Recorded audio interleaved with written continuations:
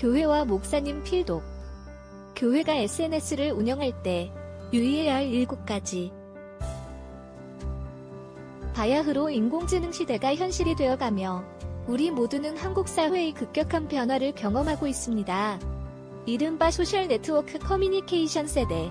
대부분의 시간을 SNS상에 할애하며 SNS를 통해 나를 표현하고 다른 이들과 소통하는 등 이전에는 없었던 새로운 문화를 창조해내기도 합니다.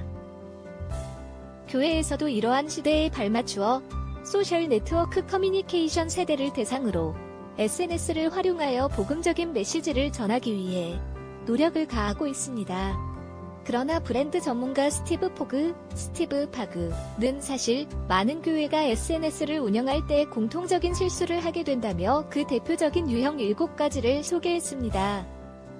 첫 번째, SNS를 방송처럼 사용. 교회 목회자는 SNS를 TV 채널처럼 다루기도 합니다. 어떤 콘텐츠가 되었든 사람들이 그것을 듣고 따를 것이라고 생각합니다. 하지만 그건 주류 미디어, 메인스트림 미디어에 해당됩니다. SNS는 소셜미디어입니다. 사람들에게 말하는 것이 아닌 사람들과 대화를 하기 위해 사용되어야 합니다. 두 번째, 통역이 필요합니다. 콘텐츠를 만들 때 이용자들에 대하여 한 번이라도 생각해 본 적 있습니까? 사용하고 있는 언어가 교회를 다니지 않는 친구도 이해하기 쉬운 언어인지 돌아봐야 합니다. 세 번째, 전략이 없습니다. 여러 교회가 전략이 없다는 것을 알게 됐습니다. 하품이 나오게 하는 연관이 없거나 흥미롭지 않은 정보를 올리기만 한다. 이웃의 SNS로 다가가려는 전략 계획이 있다면 어떤 콘텐츠를 만들어야 할지 고민해보아야 합니다. 넷째, 부정적인 모습. 어떤 교회는 세상을 위한 것이 아닌 대항하는 것을 알리기 위해 SNS를 사용합니다. 요즘 주로 겨냥하고 있는 것들과 문화에 반대하는 모습을 보여줍니다. 반대하지 말라는 뜻이 아니라 당신이 세상에 대항하는 것보다 세상을 위하고 있다는 이미지를 더 강하게 심어주어야 합니다. 다섯째, 진정성 없습니다. 당신의 교회가 흠 하나 없는 포장된 모습이지 않기를 바랍니다.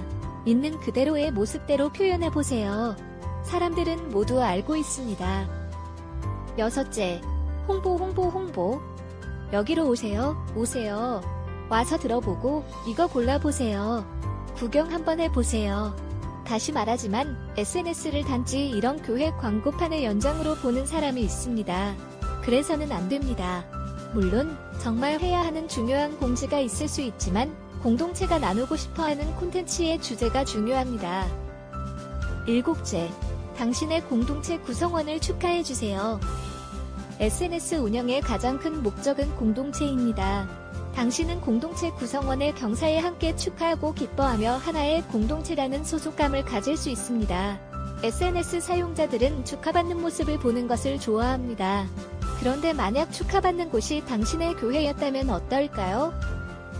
장로회 신학대학교 임성빈 총장은 교회가 소셜네트워크 커뮤니케이션 세대를 이해하고 겸손한 자세로 그들과 소통해야 한다고 이야기했습니다. 블로그나 SNS 등을 선교의 영역으로 인식해야 합니다. 이러한 공간은 새로운 선교지이며 결코 포기할 수 없는 마지막 땅끝인 셈이지요. 당신의 교회는 어떤가요? 앞에 실수를 하고 있지는 않으신가요? 다음 세대 복음화를 위해 우리 교회도 새로운 소통과 도구의 방식으로 선포되고 지혜롭게 그들에게 다가가는 방식을 모색해야 할 것입니다.